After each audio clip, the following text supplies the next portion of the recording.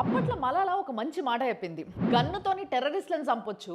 కానీ ఎడ్యుకేషన్‌తోని టెర్రరిజంనే అంతం చేయొచ్చు అని. కానీ మన దేశంలో ఇప్పుడు ఏం జరుగుతుందో తెలుసా? చైనాకి పోయి ఎంబీబీఎస్ చేసొచ్చి పాకిస్తాన్ ఐఎస్ఐతోని కమ్యూనికేషన్ చేసుకుంటా ఎట్లా జనాల్ని రిక్రూట్ చేసుకోవాలి, రిక్రూట్ చేసుకున్నోళ్ళతోని ఎక్కడెక్కడ బాంబులు పెట్టించాలి, గుళ్ళల్ల ప్రసాదాలల్లా విషం ఎట్లా కలిపియాలి, ఇవన్నీ ట్రైనింగ్ ఇస్తుంది అన్నట్టు. ఇప్పుడు మీరు ఫోటోలో చూస్తున్న ఆయన పేరు సయ్యద్ అహ్మద్ మొహిద్దీన్. ఈ డాక్టర్ సాబ్ది మన హైదరాబాదే. చైనాకి పోయి ఎంబీబీఎస్ చేసి వచ్చి ఇప్పుడు ఏం చేస్తున్నాడు తెలుసా?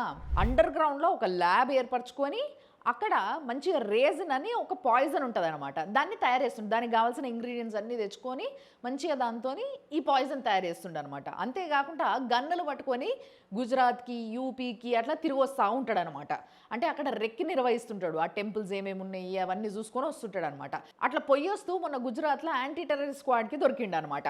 गुजरात एटीएस के डीवाईएसपी श्री यशवंत चौधरी को एक इन्फॉर्मेशन मिली थी कि हैदराबाद का रहने वाला एक आदमी जिसका नाम सैयद अहमद मोहिउद्दीन है, ये देश में आतंकवादी घटना को अंजाम देने के लिए कुछ कार्रवाइयाँ कर रहा है और इसी के कॉन्स्पिरेसी के भाग के तहत ये गुजरात अहमदाबाद भी आने वाला है। जो राइजिन एक बहुत ही पोटेंट पॉइजन है, उसको बनाने की प्रोसेस इसने स्टार्ट की थी।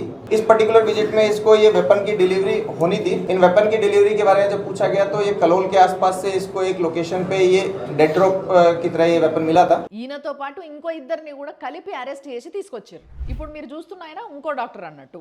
ఈయన ఏంటంటే ఈయన బేసిక్గా కశ్మీర్, కానీ యూపీలో గవర్నమెంట్ డాక్టర్గా వర్క్ చేస్తున్నాడు సహరాన్పూర్లో. ఈయన పని ఏంటిది అని అంటే మంచి హైలీ ఎడ్యుకేటెడ్ డాక్టర్లను, ఇంజనీర్లను వీళ్ళని రిక్రూట్ చేసుకుంటూ ఉంటాడు అనమాట. అట్లా రిక్రూట్ చేసుకున్న వాళ్ళతోని మంచిగా ఈ బాంబుకి కావాల్సిన సామాగ్రి అంతా తయారు చేయడము, అవన్నిటిని సేకరించడము, అండ్ గన్నులు AK-47లు దొరికినాయంటే. అంతేకాకుండా ఈ బాంబ్కి ముడిసరికి ఏదైతే ఉంటుందో అది కూడా దొరికిందంట ఈయన దగ్గర. అంతా ఇంత కాదు, ఏకంగా 2900 kgల ఎక్స్ప్లోజివ్స్ దొరికినాయి. చదువుకుంటే అజ్ఞానవంతమైపోతుంది, మూర్ఖత్వవంతమైపోతుంది, చెడు అంతమైపోతుంది అని చెప్తా ఉంటారు కదా.